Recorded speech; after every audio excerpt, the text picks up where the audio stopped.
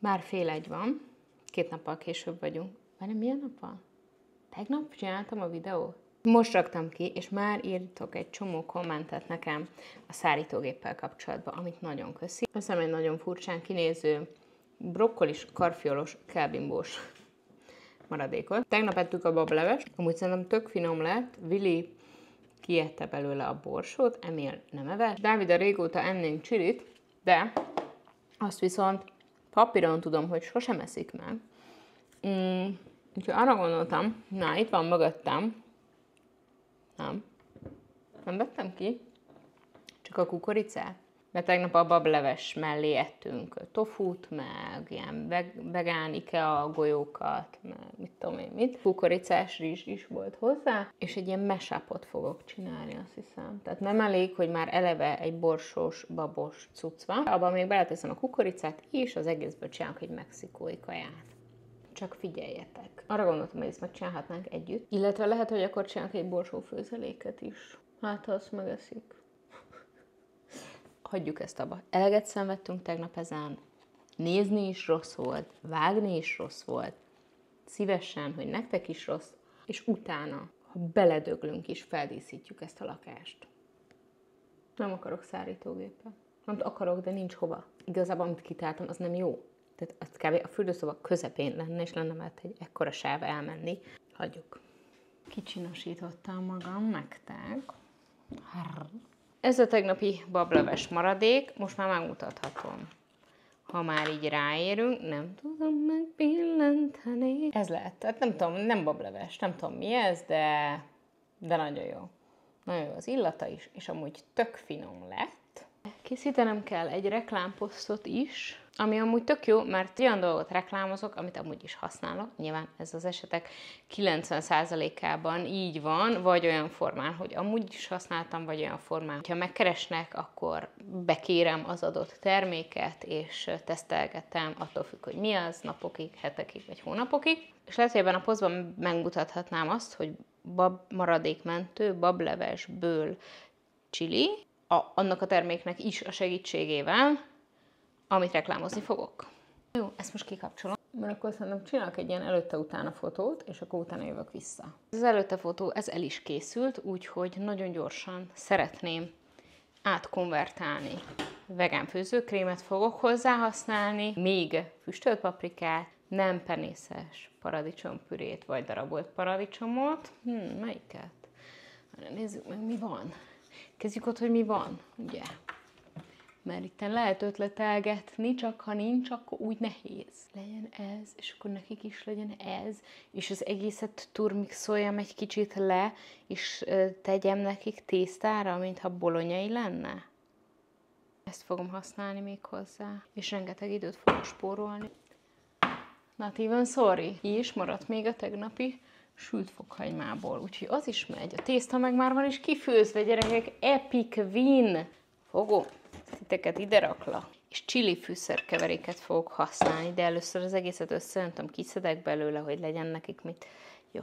Van egy ilyen Tex-Mex seasoning, kakaóport is fogok beletenni.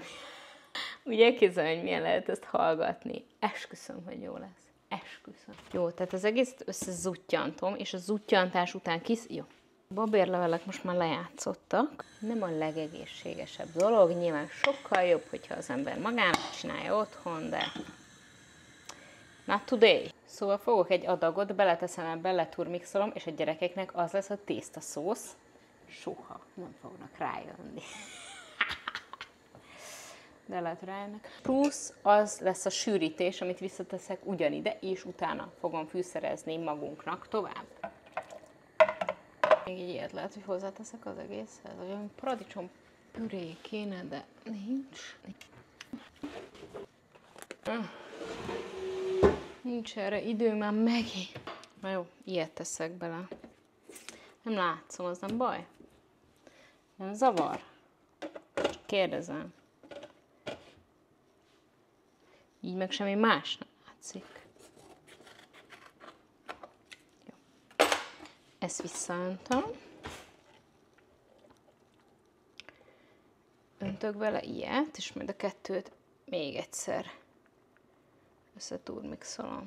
Kiszedek egy kicsit, hogy letúrmixoljam neki. Így lesz a jó. Deal done. Vissza is öntöm ugyanabba, amiben a leves volt, az egyik. Szóval nálam jobban senki nem utálja ezt, hogy külön kell főzni, és soha nem gondoltam volna, hogy amikor tényleg mi ennyire sok zöldséget, gyümölcsöt, egyébként gyümölcsöt azért esznek szerencsére, biztos voltam benne, hogy az én gyerekeim tudja, hogy jó evők lesznek, hiszen nem lesz más választás, hiszen ez lesz az étel. Lol. Mexikói fűszerkeverék, nem kezdünk itt flancolni. Szerencsére van friss korianderünk a piacról, úgyhogy az nagyon sokat fog dobni rajta. Kakaópor vagy fekete csoki, elengedhetetlen a chilihez. Chili, ez nem chili, hát látjátok, hogy nem chili, de hogy egy ilyen mexikói ihletésű ételhez. Beledobom a kukoricát is, kis vegán kolbit. Ez pont jó. Ez a kis maradék. Legalább ezt is elhasználom. Ez kicsit ilyen Bud Spencer-es lesz, de ha már tudom, hogy úgyse esznek belőle a gyerekek, onnantól már megküldhetem izomból az egészet. Alakulunk. Alakulunk. Egy kicsi édes is kell bele, agavészirup. Egy kis borzsamecet. Egy kis szárított koriandert is rakok bele. Még lehet, hogy hagyom egy picit rotyogni, hogy sűrűsödjön, mert hát mégiscsak egy levesből csináltunk egy ilyen mexikói ihletésű valamit. Most ezt még le kell fotózni. Nagyon hosszú idő volt, mire észrevettem a mikroportot magamon a fotón, úgyhogy már csak 1 óránk van, de nektek még nem mutattam meg, hogy milyen lett a vége, nem? Vagy megmutattam? Hogy mutassam meg? Hogy hozzam hozzád közelebb? Ilyen. Nagyon finom lett. Félúton én is elbizonytalanodtam, nyugi, nem csak te, hogy mi lesz ebből, de esküszöm, az egyik legjobb chili lett, amit az elmúlt időben csináltam. Ami itt van körülöttem, az pusztító, de úgy döntöttem, hogy ezt most ignorálni fogom, és majd amikor hazajövünk mindannyian, mindenhonnan, majd akkor fogjuk ezt rendbe rakni, akkor már nem lesz semmi a mai vlogból. Semmi nem lesz. Megint az lesz, mi lesz, ami mindig, hogy max főzök, meg nyavajgok, és még nem is teregettem. Csak egy kávét, és aztán ott a doboz, amit be fogunk hozni. Még jó, hogy itt vagy, mert olyan rohadt nehéz, hogy egyedül nem tudnám behozni. Úristen!